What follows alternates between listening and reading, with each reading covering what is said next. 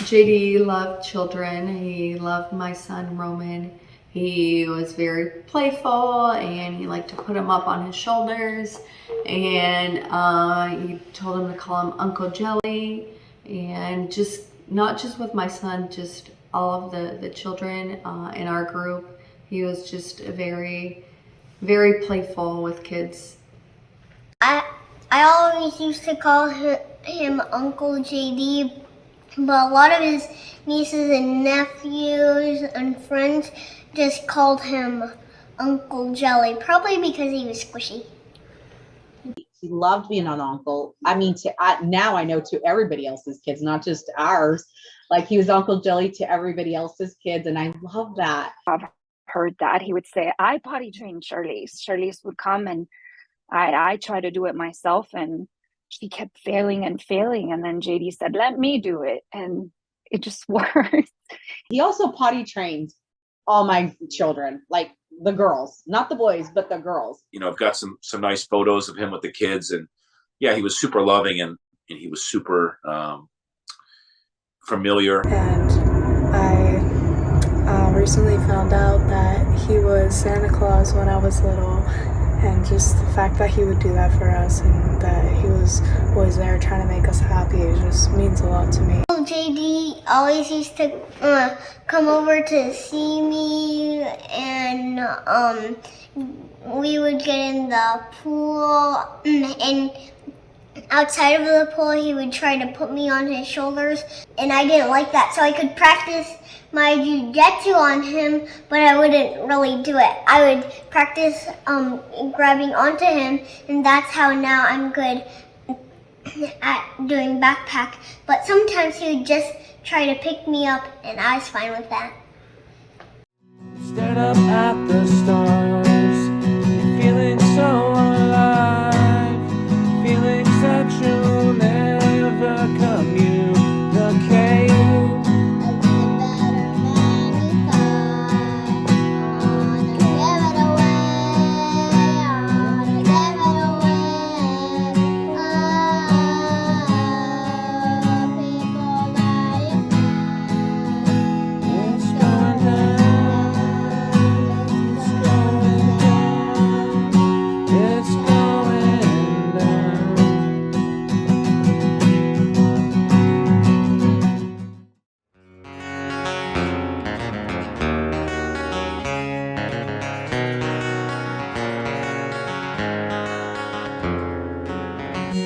Am I the only one that feels alone? All his home emotions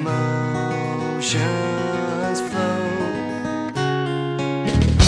Am I the only one that hears the tears run down my face? Would anybody recognize at all? 'Cause I know I'm so slow, but I'm trying, and I'm still dying now. Say you won't leave for the rest of my life's the only thing that deals the pain like pouring rain now. Greed and hate, and I don't wanna do no wrong. My God, it's been so long. Please comfort me before I go insane.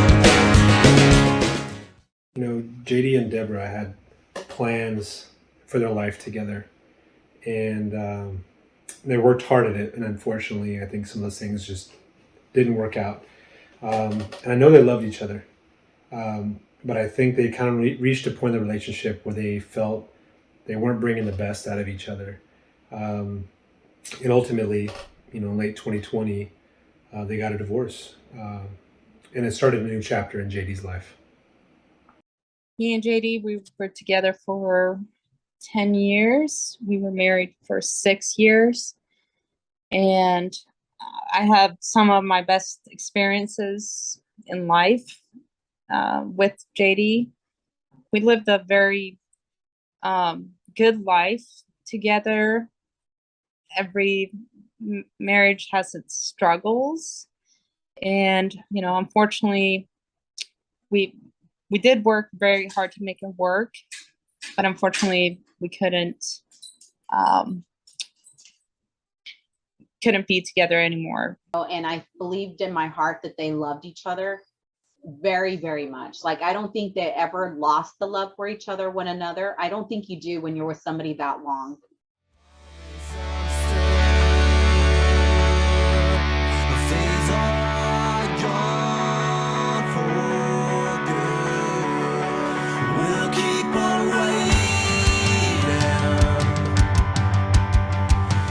It's not over.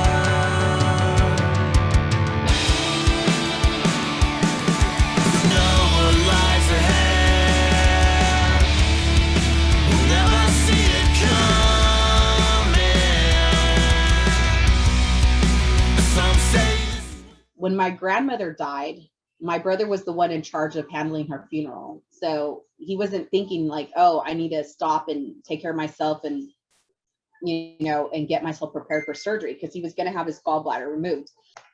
He was sick, and I asked him, what's wrong? So they went to the doctor, and I went to work. And then they would call me and say, hey, JD is not going back home. They're gonna keep him in the hospital. I'm sorry, they said, but the gallbladder is already got to his kidneys, they say, and other part of his organs. And then the doctor told JD, you're not gonna make it. You need to start making things right, because this is bad. I was devastated. I couldn't believe it. That his gallbladder had to be leaking. It was a small leak, but it was leaking throughout the whole time. And what was making JD be able to last so long is that he was on prescription pain medication ever since he got in that RTV accident, and he was taking antacids. So with that combination, that makes your symptoms that a normal person would say, hey, I got to go to the ER or something's wrong, would trigger that, right? I remember getting a call from JD's cousin Richie, and he told me about what was going on. And I knew about the gallbladder, and and then he told me he wasn't going to make it, and I just didn't understand. I had just seen him. I knew that JD knew about it. I felt like he had it under control, so it just didn't make any sense to me. And so I went straight to the airport to see how I could get to Friona. I know Caesar got in his car right away and drove there, but I just wanted to get there as quickly as I could to be there with my best friend and see what was going on. So I drove down there, and I was like, yeah, are they going to let me in? COVID and all this stuff, how that goes. And when I saw him, I was just like, and he smiled, like I just remember his smile, and he was happy to see me there. The most important thing is that Christ, right? That you accept his pardon, that you accept him as your Lord and Savior, that you repent. And I said, and I said, share this plurality, right? But I said, JD, this is the time. Like, this is why I'm here. Like, this is the time. And I just remember like a tear coming down his eyes. I mean, who could neglect that? Maybe I knew that if for some reason it was his time to go, I knew where he was going. In those last couple of days, JD was able to take some phone calls. He had some video calls. I read him some text messages. And JD always knew that he was loved, but I think that there's no doubt that at that time he was very well aware of just how special he was to people, how much people loved him with the outpouring of support that he received. I was with his family and his sisters, and Caesar and I accompanied them and JD to the hospice room. And Rebecca pointed out that the room was room 311, which was interesting because it was one of his favorite bands, and he covered their songs for years. And so Rebecca, played Amber Is a Color of Your Energy, and it was a very heavy moment, and obviously it was a sad and heartbreaking moment, understanding what was going on. But I found myself just being very thankful that JD had an opportunity to say goodbye to family, to friends, to make peace with God and be prepared to go to heaven. And so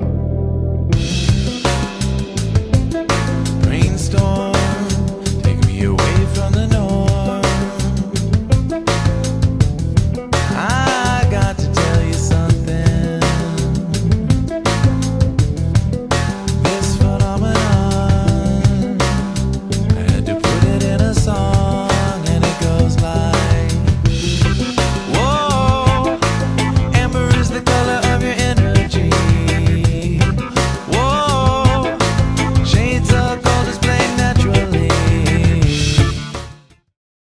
After the funeral, we were driving home in silence for about 25 minutes. Decided to turn the radio on, and the song that happens to be playing is Santeria. It was as if JD was giving us a comfort hug after the funeral. So on the 24th, we take off at 7 a.m. to go to California to spend Christmas with Ken's brother, which had been our plan. And on the way to California, there's a rainbow, and just the radio stations were just playing songs that I was just like, that'd be a JD song. That'd be a So there was that rainbow in New Mexico. But I was coming out of work. This was probably maybe a week after he passed away, and I saw this cloud up in the sky, and I'm looking at it, and it looks a little bit like a J and a D, and I'm just standing there looking at it, and it's sunset, it's kind of, and I'm looking at it, and I decide, okay, I'm going to leave. So I'm driving down the road, and as I'm driving kind of towards the cloud starts to move a little bit, and then the circle opens up in the D, and sure enough, it was a J and a D right there in the sky looking at me. And it's the craziest thing. To this day, that just makes me like, I don't know. It's just crazy. Like, to me, that was him, and he was just telling me, like, it's good, man. I'm good. Don't worry about me. I'm going to take care of you. And I was getting into the car, for whatever reason, my Bluetooth wasn't connecting. And so, I say out loud as I'm switching over to the radio, maybe JD will send me a song. And right as I switch, Third Eye Blind Graduate was just starting, which was the very first song that JD ever played for me. And I thought out loud, then that's crazy. But immediately after that happened, I felt this warmth and this joy come over me. And in that minute, I knew that JD was in heaven. I knew he was in a better place. And it changed my entire grieving process, because I went from thinking about the sadness of losing my friend to just thinking about how happy I was that he was in a better place. Always life of the party. And now here he is, life of the party in heaven. And so now whenever I think about JD, I always end up smiling and laughing, because I'm thinking about some fun memory, something that really reminded me of JD, that brought nothing but positivity to my life. One day I just had finished praying the rosary, and nobody was home. Martha was at work, and they have gone to the store in Hereford, so I was by myself, and I fell asleep. But I just started. I feel his hands in my back, and I could hear his voice saying, "Mom, you're a strong woman. You can do this. Come on, do what you need to do, Mom." My husband comes right behind me because he doesn't ever let me walk alone. So he's catching up to me, and all of a sudden, and this is like at 10:30, 10:45 at night, because it's so hot in San Antonio. So I look up, and there's a red cardinal. And I've always heard that, when you see a red cardinal, that's somebody from heaven saying hello, or that they miss you, and that's just an expression of love.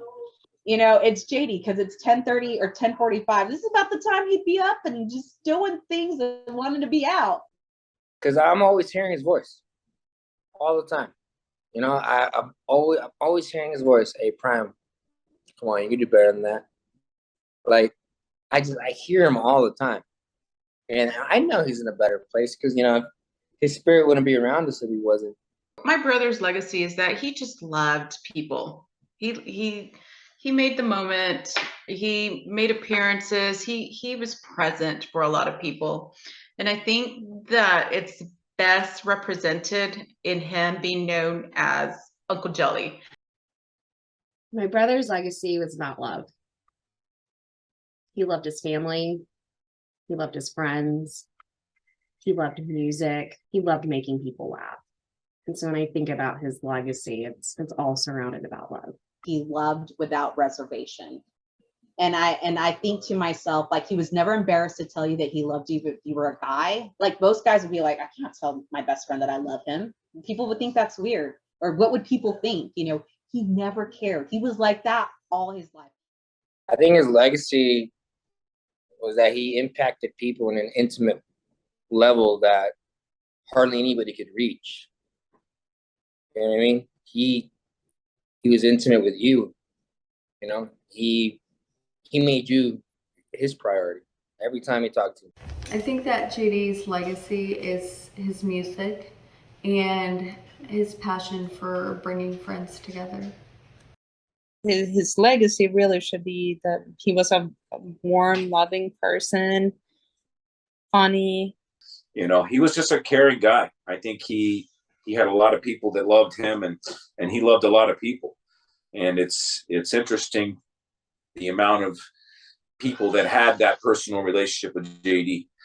He has a gift of bringing people together and making people happy. And whether it was through music or not, that was just him. And I think that's what he'll be remembered for. Giving joy to others, just being a great friend to those that he was friends with. The world needs more people like JD, you know. That's how I feel. The world, in this time of days that we're going through things individually, as a community, as a nation, as a world, through the pandemic, we just need more people like JD. People say, what would Jesus do, right? What would JD do is kind of how I look at it, right? You know, JD's legacy is about bringing light into the world, joy and happiness and love. I mean, he really lived up to his name in the sense that he believed in just spreading love and spreading joy. And, you know, he brought people together. You know, it's because of JD that I met my wife. And then we have our son, Roman. I know it's the same thing for Caesar and his family and several other relationships that were created. I mean, how many people did JD bring together that started new friendships? And through those friendships, how many relationships were started? How many children? All because JD brought people together. And so, you know, I think the other part of JD's legacy is just great stories, funny stories, times where he made us laugh or times where he just reminded us of what's really important in life. And so I think one of the best ways to keep his legacy alive is to continue to share those stories, share them with each other, continue to think about him, laugh, find that joy. So I was a young mom, so 18 and having my first baby. And I remember that I was trying to figure out what I wanted to do. So pumping was what I did. It was because I was like, Mom, I'm just not a breastfeeding kind of mom. So I'm just going to pump because I did want him to have breast milk. But I just didn't want to do the work. So one time I would pump, and if anybody that's a mom knows that that's work.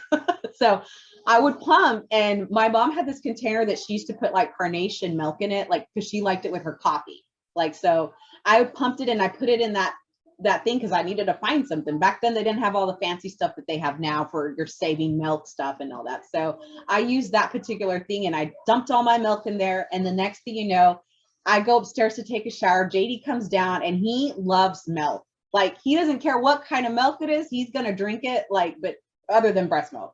And so at the time he poured himself like a bowl. Like, that's why we always tease him. I always told him, you have these big old teeth because you drank so much milk, kid. Like, so he was on his first bowl and then second bowl. And I remember coming downstairs with a towel and just looking at him and being like, you know, but I was like, I didn't think we had any milk. So I wonder where he got that from. But then I go into you know, because Luke wakes up. And so I'm going to go prepare a little bottle. And then I go into the fridge and I'm like, and I'm looking at my brother and he's on his second bowl. And then I'm like, JD, did you drink this milk that's in here? He was like, yeah, the carnation milk that Mom always has in the fridge. I'm like, JD, oh my God, that's my breast milk. And he goes like, no, it's not. Like, and then he turned to show me. And then when he did, he like spit out all the milk, ran underneath the sink and was like, oh my God, and trying to like take it all out. And he was like, oh my gosh, that's so gross. I can't believe your body liquid. I had it in my, and by the way, I don't know if anybody else had told you, but JD was a germ phobic. Like, if you drank from his cup, he wasn't drinking from that. He'll just let you keep it.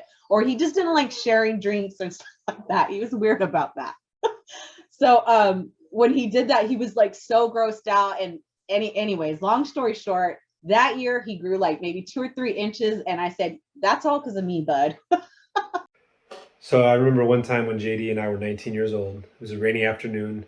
Nothing better to do. We're going to go to a party later that night. And he says, hey, let's go to the Dollar Theater and see Joe Dirt. And I'm like, all right. He says, if you drive, I'll buy the tickets. And I go, all right, but you better buy me popcorn too, right? So we had a good little laugh. We get to the movie theaters, but there's a problem. It's not Joe Dirt playing. It's Moulin Rouge. And I don't know what Moulin Rouge is, but based on the poster, that's not a movie that I want to see. But he says, hey, give it 15 minutes. And if you don't like it, we'll leave. I'm like, all right, fine. He's like, hey, by the way, I forgot my wallet. You mind paying for the tickets? So I'm like, all right, fine. So I pay for the tickets. He goes, hey, I bought that popcorn. So I drive to the movie theaters, buy the tickets, buy the popcorn, we sit down, and then they start singing. I had no idea this thing was a musical. And so I look over at him, and I'll never forget the look he gave me. He just started laughing, and I realized he knew exactly what he was doing this whole time. And so he says, 15 minutes. I'm like, all right. Luckily for him, I'm easily entertained. I watched the whole movie. I don't remember any of it, but we're done with the movies. We're headed to the party, and he says, hey, whatever you do, don't tell anybody we watch this. They'll never stop making fun of us. And I'm like, hey, it's our secret. So we walk in, typical JD entrance, everybody, hey. He walks to the front of the room, gets everybody's attention, and he's like, you won't believe, this dude took me to see Moulin Rouge. Moulin Rouge, and everybody's, oh, and I was like, that was all you, and they didn't want to hear it. JD beat me to the punch, so he got me to drive to the movies, pay for his ticket, his popcorn, and then he got to blame me for watching his musical. So, typical JD. That someone may not know about JD is that he was scared of the dark, and as children he used to convince me that I was the one scared of the dark. So as kids, he would say, aren't you scared of the dark? And I would end up sleeping in the room with him because he convinced me that I was the one scared of the dark, when in reality it was really him. So we go to Vegas and we have this great time, just like you would think, Vegas bachelor party, that's what we had. But on the way back, I think that was the most fun, almost. And it was a tragic accident, but that tragic accident left us stranded on the side of the road for 4 hours, I think. It's a very long time. But in that time, before we even got there, I guess I should back up. Before we got there, Josh and JD wanted to keep that Vegas party going in this 15-passenger van. So Scott, as Scott likes to keep a tight schedule. We're getting home. Gets us up at early 10:30, I think, for 11 o'clock checkout, noon checkout maybe. No, we were going to leave at 9, but Josh and JD were not yet back in the room. Oh, that's right. Yeah, thank you. They rolled in at 8:40. So they roll in. They went to sleep. Throw some money out, lay down on the bed, go to sleep for 25, 30 minutes. And so we have to get out. So we pack everything up, we throw it in this van. These guys are still trying to party though. So they had their little 30-minute power nap, 40-minute power nap, wake up, they want to hit the store, get more beer and get some alcohol, which they did. And it's early in the morning again. It wasn't 8:15, but it was pretty early in the morning. But they kept that party going, and they're in the back of that van just cracking every single one of us up. We're all hungover, tired. These guys just getting it going, and then we hit that accident. And then we all just kind of throw our hands up. Everybody starts passing the bottles, drinking, because we're at a dead stop for who knows how long. Thank God we stopped at that store. Everything everybody's always said, he's always been the life of the party. And despite everybody wanting to fall asleep in that van and only Scott getting us home safely, JD wanted that party to keep on going. And for me, after all that whole Vegas weekend and having a blast, that trip is what I remember the most, and it's because he kept it going. And he's just always wanted to keep it going, keeping us together, making sure we're all having fun. And that's what I remember about JD always. Our first trip to Sweden together, and it was for midsummer. So midsummer is a big holiday in Sweden, and you eat and you drink a little more. The whole village kind of got together for a dance, and it had music and dance. So JD got there, and everyone on this little island type of place had heard that there was an American there. So everyone wanted to talk to JD. And most of the ladies actually wanted to talk to JD. Most of them were older, like 60 plus. And as soon as they saw him, they wanted to dance with him. So it's funny because me and my mom were kind of standing on the side as he's dancing with these older women, and they're loving it, and they're kind of jitterbug or whatever it's called with him. And he's just looking at me like, save me, save me. And I'm like, no, you're good. You're good. They're having a good time. He had been out the night before. So I put this mannequin like on the couch, all know the couch. Everybody fought for that corner. So I put the mannequin under, it was just a head under the blanket with the pillow, and I left. And I text JD and I said, hey, I screwed up. I was supposed to watch the neighbor's kid. He's over here now, but I had an errand to run. Don't hear anything for like 10 minutes. Later, I found out that JD went in there and looked, and he's panicking in the room because now he's all by himself in his house, hungover, and there's a kid laying on his couch. So he told me later that he was panicking the whole time. And so he texts me back, and I guess this is what sums up JD.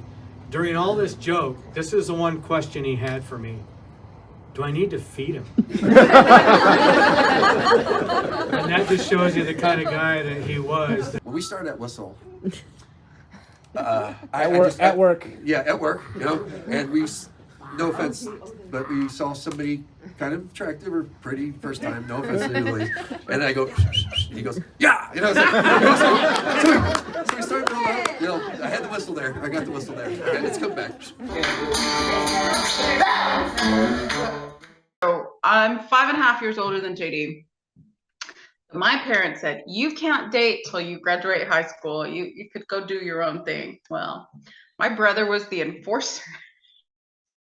So I would try to date, and I remember him coming after this guy with a baseball bat and be like, what are you doing here? She's my sister. She's not supposed to be dating. You know, Dad said you're supposed to be dating. Slept on the couch, and he blew up this air mattress for me. So I was sleeping on the air mattress, and JD was sleeping on the couch. And every night, I would go to sleep intoxicated, and I would wake up on the floor because the air mattress had been deflated. Now, at first I thought, bullshit air mattress, this thing's got a hole in it somewhere. And then the next night, same thing. And then later on, I find out that JD is undoing the air mattress. Every night when I'm sleeping, he's diffusing the thing. So I'm sleeping comfortable, and I'm waking up, my shoulders are on fire, my hips are blown out. And he's telling me, I don't know, man. And then after the fact, he tells me, hey, man, that was me the whole time. I can talk for about an hour about all this stuff. So I remember one weekend, JD and I say randomly, hey, let's go to Vegas. So we go to the airport, catch a last minute flight, get to the hotel late, change. By the time we get to the club, there's like 500 people in line. We're not getting into the club waiting in that line. So we're like, gonna have to buy our way in or get, bottle service, whatever, right? So we walk all the way around, we walk to the front. And as we walk, it becomes pretty clear that these bouncers are pretty occupied. Like everybody's like talking to somebody else, right? And JD gives me this look, right? Because JD loves to like sneak, lower level at basketball games and football games and concerts. And so he gives me a look, and I know exactly what's about to happen. So we navigate this minefield of bouncers, and we make it into the club. And we get to the point where we're at the girl where she's charging cover. And we should have just paid the $50 or $75 cover or whatever it was, But JD looks right at her and just takes a right and just keeps walking. And I saw her open her mouth like she wanted to say something, but she probably couldn't figure out whether or not like JD owned the club or what, because she's like not even noticing me because she's busy looking at JD, And so we walk in, and we should have just called that a win. But of course, as we walk in, there's like the general club, there's the VIP area, and there's like the ultra VIP. It's this staircase, and the bouncer's not paying attention. And so JD, doing what he does, just walks up the stairs. So I follow him, and as we're heading up the stairs, a remix of Kings of Leon, Sex on Fire comes on, which is like his favorite song at the time. And as we walk to the top, there's only 4 booths up there or something like that. And the bouncer's looking at us like at the top, like, what are these guys doing here? So JD walks right up to this bachelorette party full of girls and like stands up on the booth and just sings the song at the top of his lungs. So I walk up and I'm like, JD, it's your song. And the girl goes, oh my God, you're the singer of this band? And he's like, yeah, I'm the singer of Kings of Leon. My name's Caleb. And she's like, oh my God. And the other girl's like, oh my God. And they start, they give us drinks, and, we end up hanging out there at this ultra VIP spot the rest of the night. So somewhere in the world, there's this group of girls that probably tell a story about the night they hung out with the lead singer of Kings of Leon. And JD, being the rock star he was, completely played it off. They never knew the difference. So This I say to you, my love, that it's only for a while, until I let you be alone. I sing this song to you. Yes, I know I've made mistakes, and that hurt that comes within, it won't let me inside your space. I let my faults erase, and it's time to erase all the faults that come within, and it's time to forgive everything. It's all for you, and the things you do all the time, laid it back again, and I feel for you, for all the hurt, for all those times I've let you down, and you're lying in that bed, holding on for one more night before we break away. So I wrote this note to you, though I know that it's too late. Before you let me be alone, I'll sing this song to you. And it's time to erase all the faults that come within, and it's time